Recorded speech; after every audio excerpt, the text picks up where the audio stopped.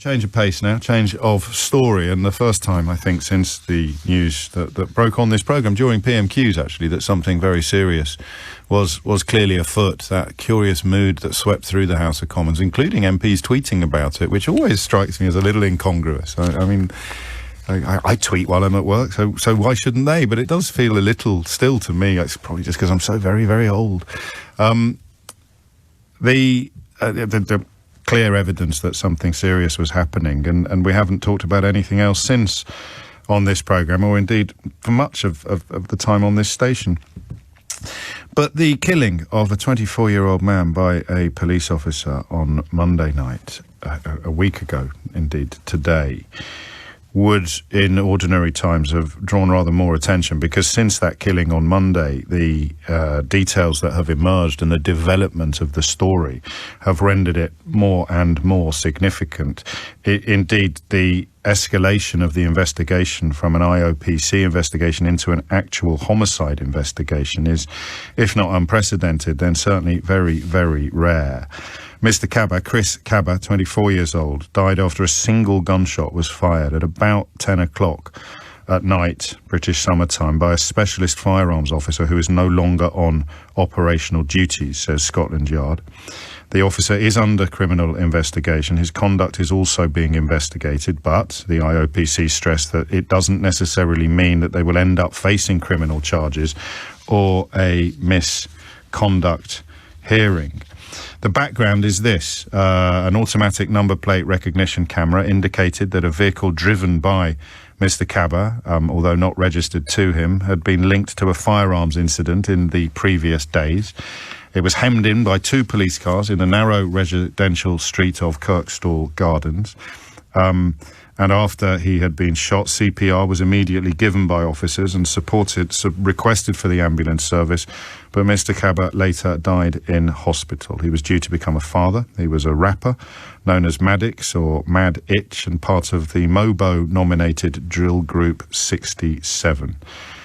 The family, understandably, have expressed their devastation. His mother, Helen Karma, speaking through tears, told the BBC on Wednesday, "My heart is broken. I am speechless."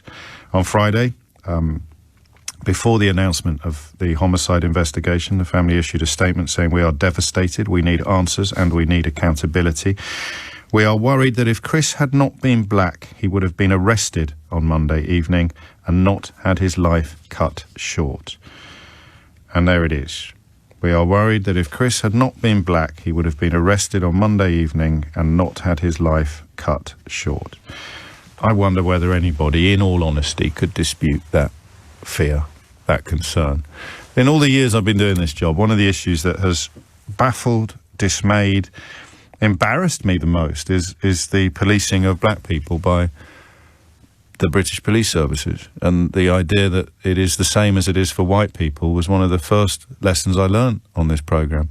We used to do this thing, and I think perhaps some people still do, where talking, for example, about stop and search, which is immensely disproportionately directed at young black men, the idea that they are guilty until they can prove themselves innocent flies in the face of all of our principles of justice in this country. But, you know, it's a bedrock of latent racism or post-colonial attitudes to immigration or whatever it may be. But a huge number of people seem supremely comfortable with the idea that young black men in London are guilty until they've proven themselves innocent, and it's perfectly reasonable to expect them to turn out their pockets and reveal the contents of their knapsacks or whatever it may be, as often as the police choose to ask them. And we know, not through anecdote, we know through measured statistical evidence, that it is very, very often a request that is issued with distinctly racist undertones.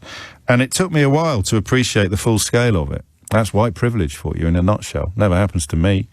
Used to get a little bit of mileage from the fact that my wife's partner before she was with me was mixed race, and so he would be stopped regularly when driving around London. But, you know, it didn't fully register with me that we've never been stopped once as we make our... Oh, that's not true. I was stopped in Kidderminster once for driving too slowly. I won't go into details, but I'm quite a nervous driver. We got pulled over on the dual carriageway because I was driving so slowly. But that's it. I mean, that is the full extent of it. is drill 6-7, of course. I knew that. Not drill 6, not 67. The drill group is 6-7, not 67. I didn't know that. Thank you for the heads up. Younger contributors. 21 minutes after 11 is the time. And so when I started doing this job some time ago now, I used to conduct phone-ins on stop and search in particular that I didn't realise were part of the problem, because we'd get an awful lot of elderly white men ringing in to tell us why it was perfectly fair to treat young black men as if they were guilty until proven innocent.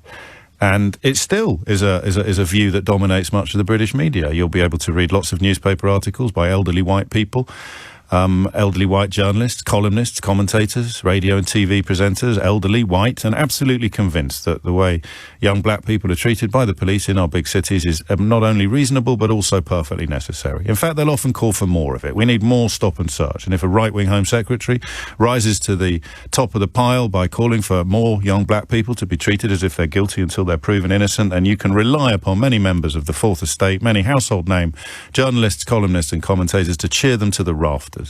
Police officers, police bosses who come out and talk about it, which they shouldn't really be able to do because they're not supposed to be politicised, but they will come out and endorse racist policies and get cheered to the rafters by both the politicians that I'm talking about and the columnists and the commentators. And it's just gross. It's utterly disgusting. It's an enormous obstacle to social cohesion and indeed to lawfulness, because it creates a justified belief among black people that the police don't serve them. That's it. And if the police don't serve you, then everything breaks. Read a Kaba on this if you don't understand what I'm saying, or you're determined to pretend that you don't. Read a Kaba on what would have happened in poor communities in Glasgow early in the last century. It's got absolutely nothing to do with ethnicity and everything to do with poverty. The prevalence of crime, violent crime in particular, communities inflicting on themselves, on each other, almost entirely driven by poverty. Otherwise, why would it have been happening in the Glasgow slums in the same way that it happens over 100 years later in some corners of London? But you have to pretend you don't understand that, because there's so much of what is evil in this country at the moment. It has a little subtext of white supremacism going on. So there is a little subtext of, actually, they're not the same as me, so it's fine to stop and search them as much as you want. And actually, whatever. I don't mean you, but, why on earth should black people be treated exactly the same as white people? So have a look at social media if you doubt me. Find me a racist on social media and I'll find you someone that's posting footage of crimes committed by people of colour elsewhere in the world, designed entirely to create the idea that they are somehow more inherently prone to criminal behaviour. Look at the think tank report today, a proper think tank. They reveal who pays their wages, not the sort of think tank that's going to have its ex-employees hired by Liz Truss and Kwasi Kwarteng. Look at the report today into the way that Muslims in this country have been rendered second-class citizens by a succession of policy decisions. It's all there. And that's what it is. It is white supremacism. And a family says, we are worried that if Chris had not been black, he would have been arrested on Monday evening and not had his life cut short. 24-year-old unarmed white man in a police car, shot by police, unarmed. Guilty of being black while driving. In a car that had previously been linked to a firearms incident, but not his car. So there it is. You sit there clutching your pearls, wondering, how could this happen, pretending to be shocked. If you are in favour of indiscriminate stop and search, if you are one of those people constantly calling for more young black men to be treated as if they are guilty until they can prove themselves innocent, then you're complicit in this sort of thing. If it turns out that this officer has overstepped the mark, committed a crime, effected a homicide, then everybody who talks about policing in the context of colour is complicit. They have blood on their hands, and it's got to stop. And one of the ways in which you can tell exactly where someone sits on this issue is by looking at how they would approach the Mayor of London, Sadiq Khan, on policing issues. You've got a white Conservative mayor in Birmingham at the moment, where they've presided over a very big rise in their murder rate. Violent crime in London's actually down. Knife killings continue to be a cancer upon our communities. Have a look at how people talk about Sadiq Khan and tell me that's got nothing to do with his colour. People who never ever mention the white mayor of Birmingham when they're talking about crime, but never shut up about Sadiq Khan. their filthy little social media accounts full of crypto-fascism and quasi-racism. And not just punters on social media, people in this profession, people in the British media, absolutely grown fat upon the diet of deliberate division that they sell to the British public, some of whom lap it up. And that's how a young lad... No, because we don't know what happened. So let's get our language absolutely perfect, as usual on this programme. That's how a family can end up thinking that their son would still be alive if he hadn't been black. That's how a family can end up worrying that if their son had not been black, he would have been arrested and not been shot. 27 minutes after 11 is the time. 03456060973 is the number you need to tell me whether you are worried that if Chris had not been black, he would have been arrested. 03456060973 and not shot. That's the question. And if not, why not? Because I'll tell you what changed when I started talking about stop and search on this programme, is I took a decision some years ago to only speak to people to whom it happens. So all of your elderly white experts, including retired police officers, are always queuing up to tell you that everything's gone wrong in this country since they stopped being allowed to chuck people over the bonnet of a car and give them a mild kicking in the name of community policing. When I stopped talking to elderly white people about the stopping and searching of young black people, the story for me completely changed. The picture was completely revolutionised. The reality began to emerge and the light was shone into the darkness. I still have to sit here and read it, the same bilge, listen to it, watch it, the same crud about, well, we need to, yes, we absolutely need to be doing more stop and search, more stop and search. It's the single most racist policing policy that I've ever seen in my lifetime, by a country mile. And it's got worse in the 18 years that I've been on this radio station. It got better for a while and now it's getting worse again. And that's why I am worried that if Chris Kaba had been white, he would still be alive today. That's why I am worried that if he had not been black, he would not have been shot by an unarmed police officer. I'm not certain. I can't prove it. I don't know. I welcome the investigation. I welcome the escalation from investigation to homicide investigation. But I am worried because I know that there are two police forces in this country, the one that polices white people and the one that polices black people, the one that looks after white people and the one that goes after black people. And I'm sick of pretending otherwise with you, to be honest. In the name of what? Balance, equivalence, fairness. Are you worried that if Chris Kaba had not been black, he would have been arrested last Monday and not shot dead? Because I am very worried. It's a horrible story, and the Sky News made a mistake at the weekend when they saw some of the crowds gathering in London and reported that they were on their way to pay tribute to the Queen, when in fact they were on their way to protest the killing of Chris Kaba.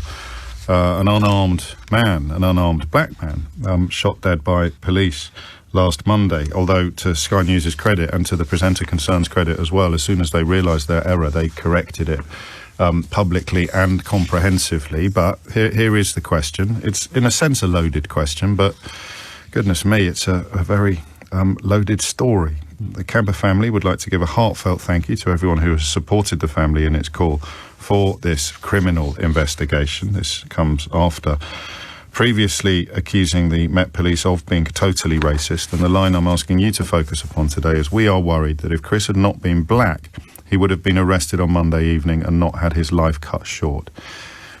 Tell me what that feeling is like, what that worry is like.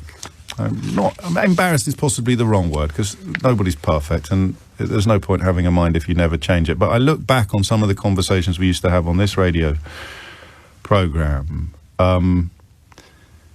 with a degree of surprise, if not embarrassment. Didn't really know what white privilege was, didn't really know what it meant. And then to end up thinking, well, it's perfectly fine to stop and search people as long as you're polite about it, or based entirely on skin colour. Incredible, really, when you think about it. But as I said a moment ago, I think we've gone backwards on that. Imagine if every kid on the King's Road at 1 o'clock on a Saturday morning was being asked to turn out their pockets. You know, every Hooray Henry in Sloane Square on a Friday night was being asked to turn out their pockets, what would be going on then? How many of them would have drug records now for possession of Class A drugs?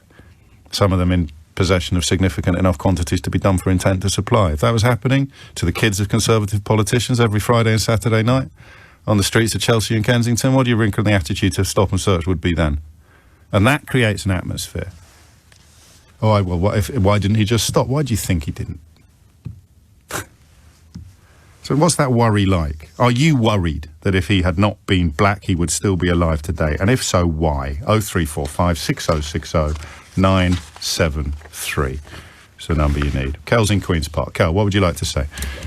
Good morning, James. It's great to hear from you. And, to check into the show. I just wanted to... I'm American. I've been here for 30 years in the UK.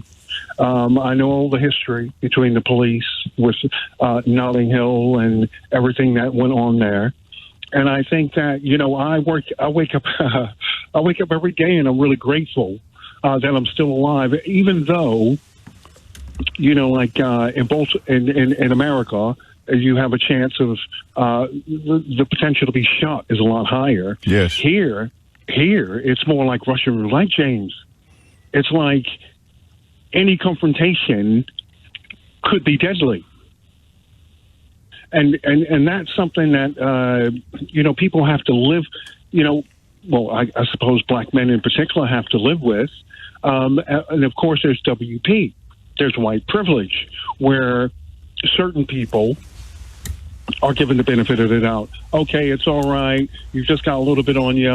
Go home. Let me read you something, and then I'm going to just nudge you onto what that fear is like. Let me read you something. I've been watching the news coverage this morning, and I just saw on the TV a middle-aged man run into the road in front of slowly moving traffic, near to the car driving King Charles from Westminster. He held up what I assume was a phone camera and took a photo. I instinctively thought, what are you doing? You'll get yourself shot. And then I thought, oh no, you're white, so you'll be okay. You won't be seen as a threat, but as a loyal fan who's become a bit too enthusiastic and caught up in the moment. If he was black, he would have been taken down without hesitation. I disagree with that, for what it's worth. I honestly don't think in those circumstances. Yeah, but that might be WP kicking in. There are no precedents for that. Yeah. And the police there will be able to see whether it's a phone or whether it's a weapon or anything like that, and I didn't see how close to the car he got. But that's the worry that I don't live with, and that you perhaps do. Every day. Every day. Because what you do, what happens is you incur, depending on your color, you incur loads of microaggressions. How you deal with that is down to the individual. Some people may not. Some people will crack up over it. I know people who totally cracked up over it. Some people become very bitter. But dealing with those microaggressions, the point is that over time, the layers have been built up where a police officer of a particular color will see someone of a particular color with an object in their hand.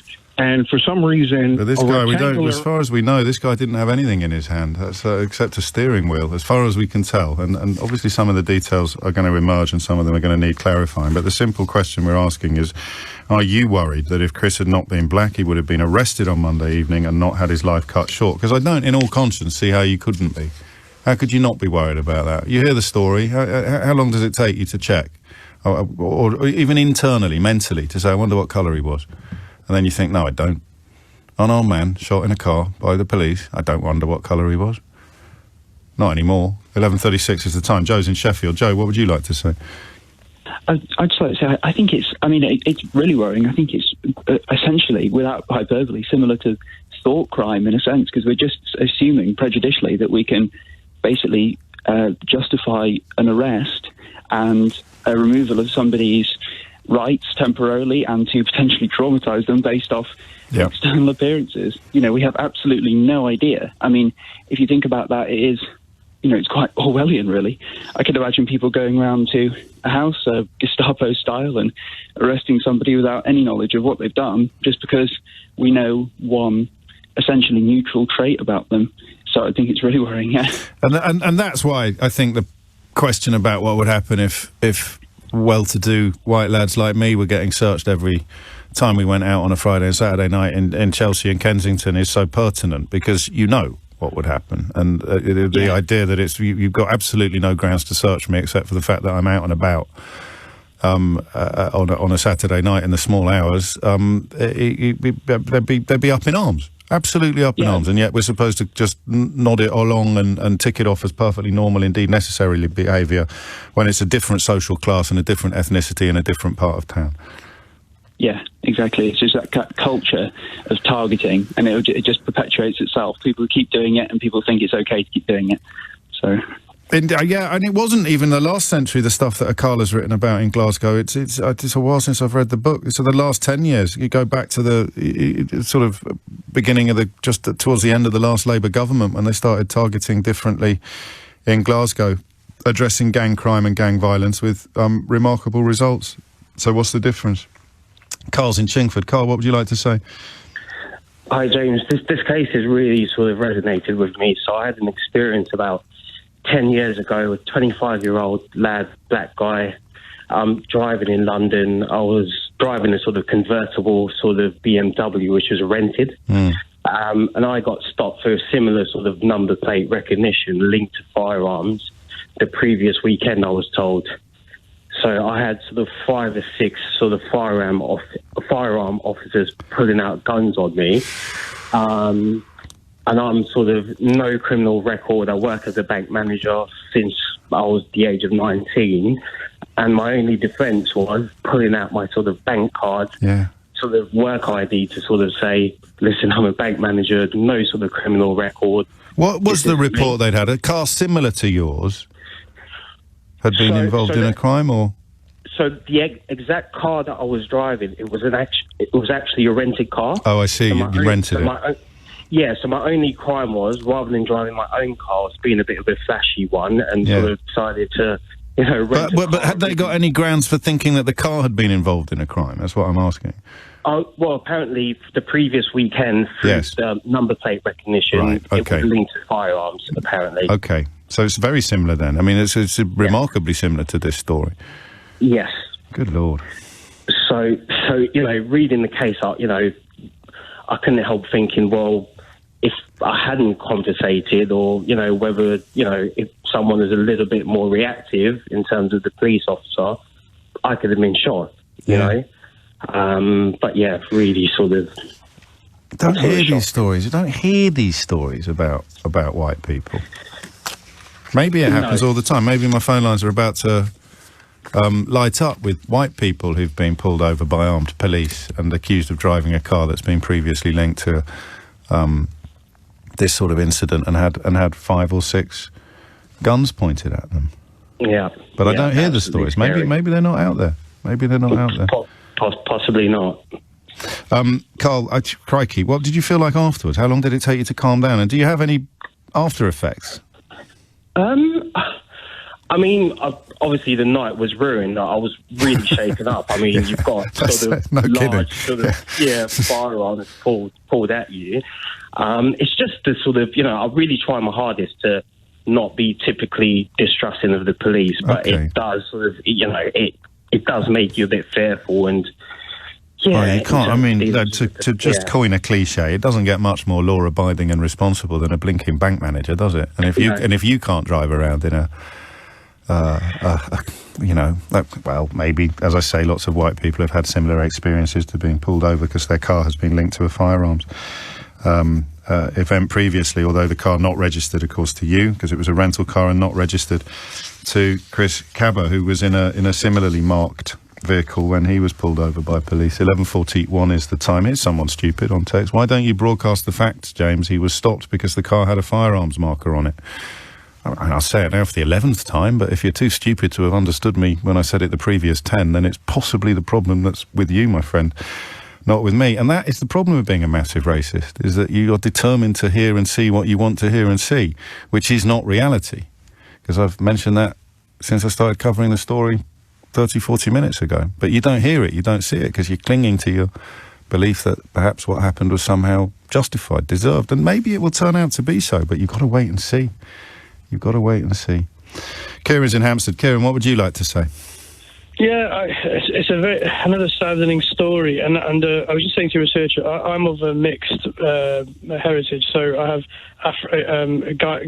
Ghanaian parentage, and I have relatives that are much darker skin than myself, but I also have some white heritage, which makes my skin much lighter. So I never really, I could say, experienced some of the direct sort of confrontational sort of aspects of policing that some of my cousins have, for example, in this country. Right. But and you think you can do it like that, almost like like a colour chart. You can say, my cousin's skin is darker than mine, his experience of policing is much worse than mine.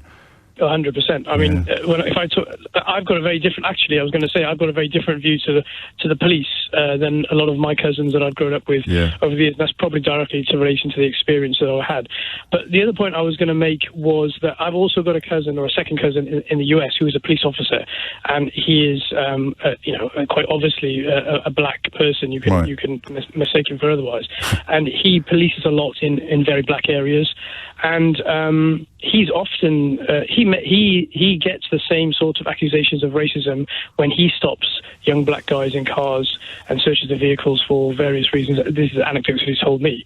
So that thing about white officers being, yes, I think that definitely is the case. White officers do have some prejudicial sort of instincts towards black males in this country and certainly in America. But I think it's a policing thing rather than a racial thing, if you understand. If you joined the police and worked in, I don't know, LA or some areas of London, you may start developing what the police call instincts. They look at somebody and suggest, that guy doesn't look right in that place at this time, wearing those clothes. Yeah, cool. Maybe I should go over and talk to them. And that's a very policing thing. It's a thing that they actually encourage in the training of police officers, as I've discussed with which makes some sense up until the point where the variable factor that you're clocking and signing off as suspicious is something as simple as skin colour. Well, yeah, I mean, I think in the defence of those officers, and I don't want to defend the Met Police, but if they're working in a location where, it's a high concentrated area of black people, they're more expected to meet black people in their general course of events. And if they are then called to an incident in an area with a lot of black people and they see a black male, it sort of falls within it, I guess. It falls within the sort of preconceived notions that they had already. Okay, they've been called to. Well, that's the point, isn't it? The preconceived notions is the thing. Well, yes, that's right. But I mean, it's also evolved of experience. As I say, the cousin that I have, who's an officer, 90% of his, successful arrests are of young black males or Latino males that are carrying weapons, and that sort of then feeds into that sort of knowledge, doesn't it? As a police officer, he's not expecting to meet, let's say. But then I'd take you back to Sloane Square. If you're looking for drugs, why aren't you checking out every public school boy out on the lash in Sloane Square on a Saturday night? Well, absolutely. But those guys, and then you'd have a preconceived approach from police officers that every posh kid they see who's stumbling down King's Road must be guilty, and they'd have a much higher hit rate among them than they had among sober people wandering around town at the same time of night or a little earlier in the afternoon. I mean, we're agreeing with each other. I think you're being a little more sympathetic than I am, and that's good and admirable. Sympathy is good, but it doesn't change the fact that this family is worried that if their son had been white, he'd still be alive. And I don't know that you can argue with that, even as, the details emerge, or some reports, some are anecdotal, some are less so. The question isn't about the variable details. The question is about, if exactly the same thing had happened to a white man, do you think he'd still be alive? And for now, I do.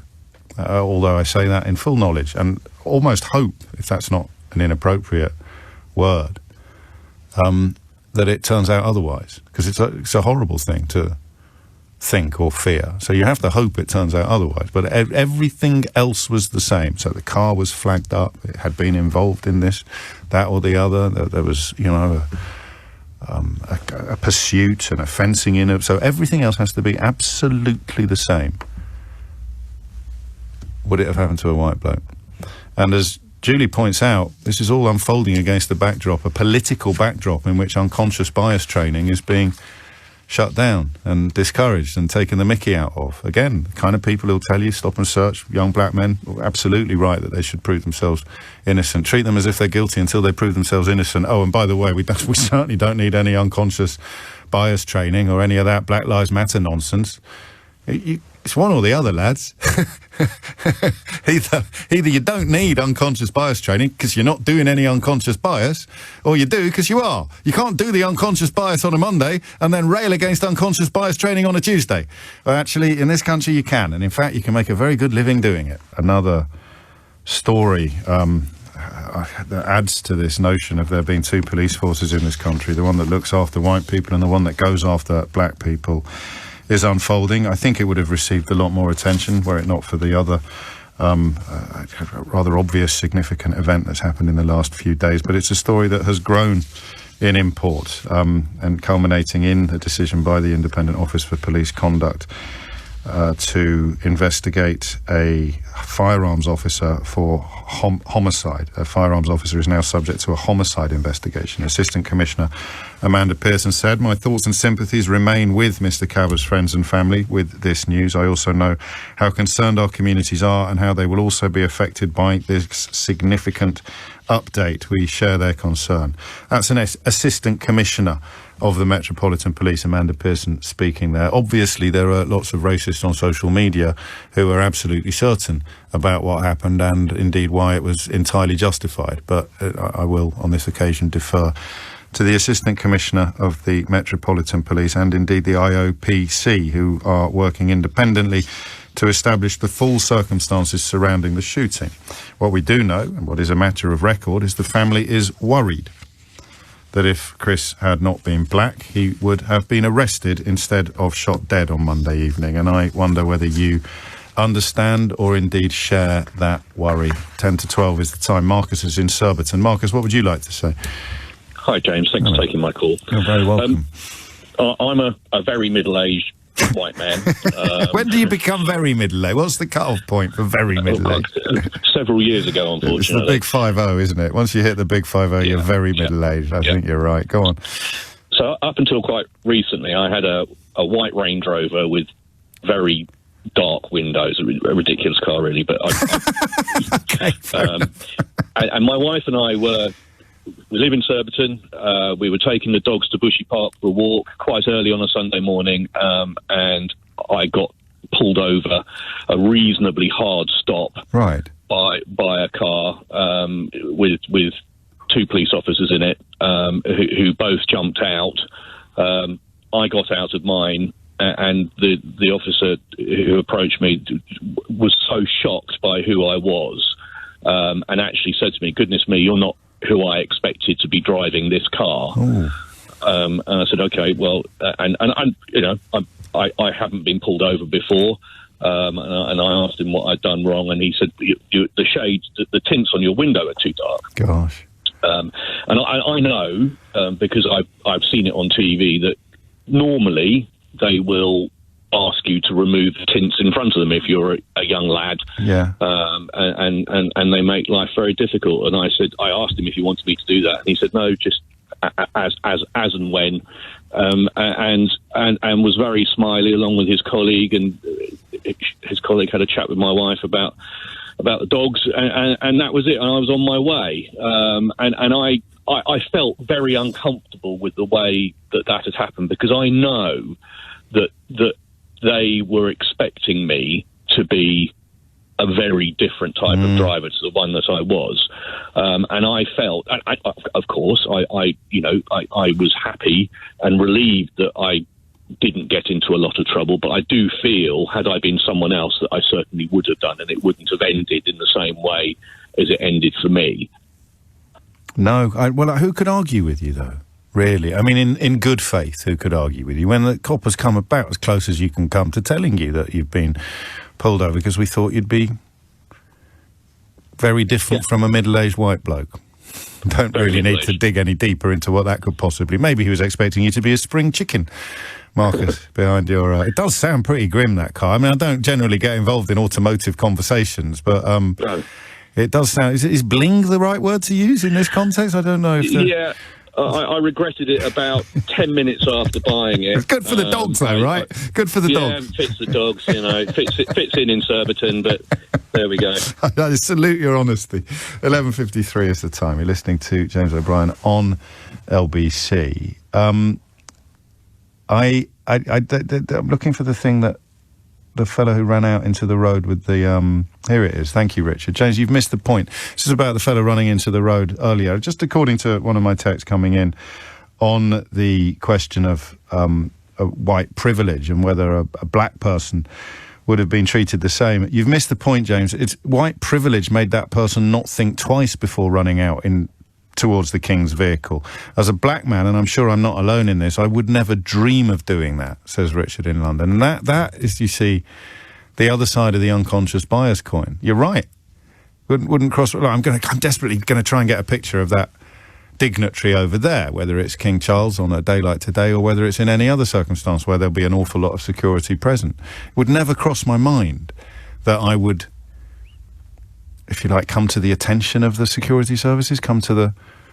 Do you see what I mean? And listen, I've got no reason to doubt Richard, and as he says, I'm sure I'm not alone in this, but as a black man, he feels that is the...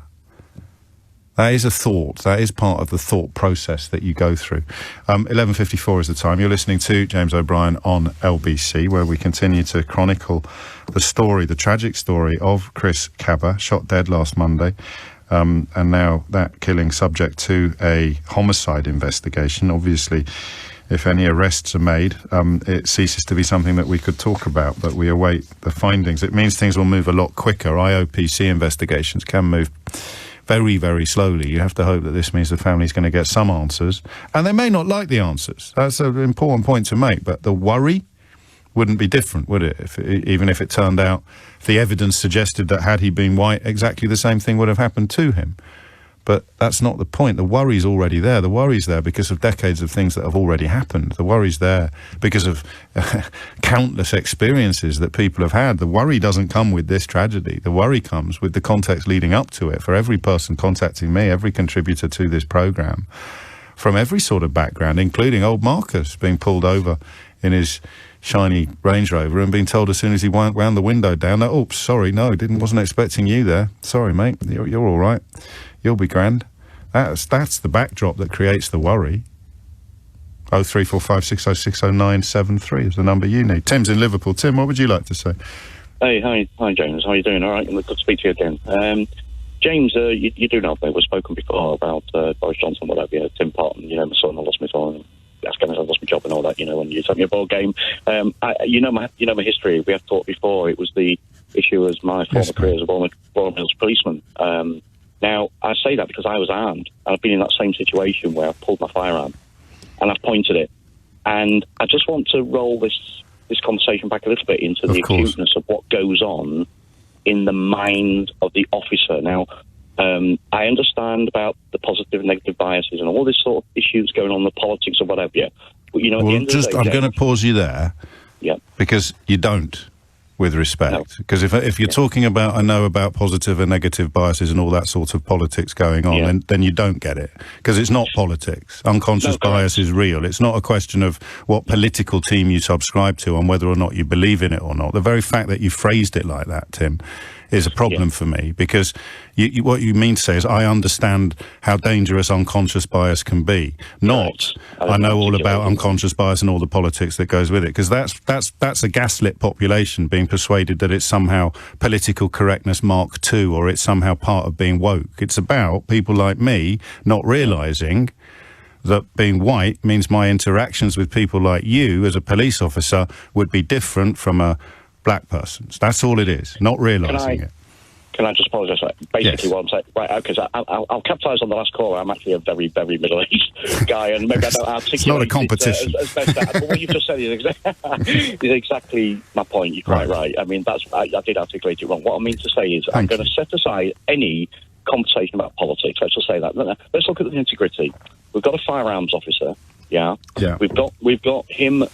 We believe we understand about the level of previous training, etc. Oh, we need to try. Is Tim coming back? We need to get that back. It would be a very interesting perspective. Call 2 incidents. We just lost you a bit there. So the previous training is where we lost you, Tim. The previous training is relevant to the, yes, of course. Myself was different because I carried a firearm routinely.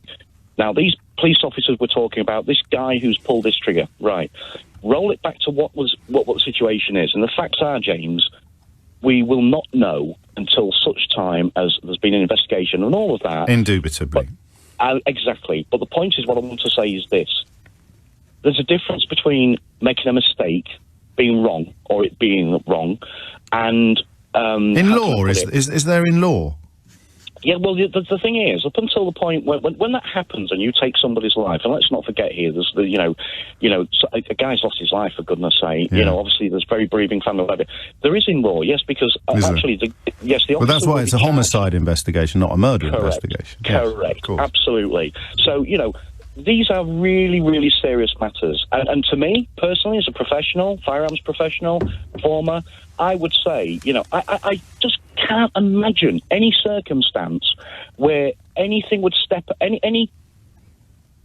Oh, it's gone again. It's almost like we've been trolled by the technology on this. Just as Tim reaches a crescendo, the phone line goes down. Are we going to be able to squeeze him back in? Okay.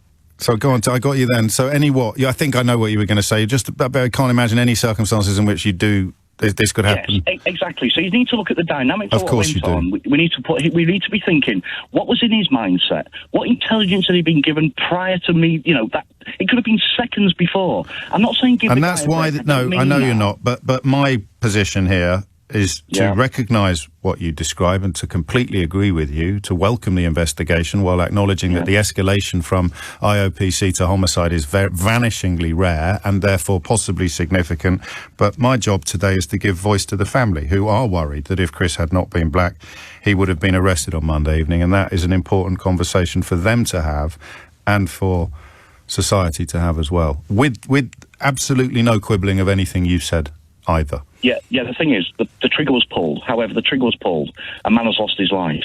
And I actually have got my own concerns about the disparity that's going on between, shootings. Yeah. But, in those areas. I have to be really careful about what I'm saying. But the point is, I do have my concerns.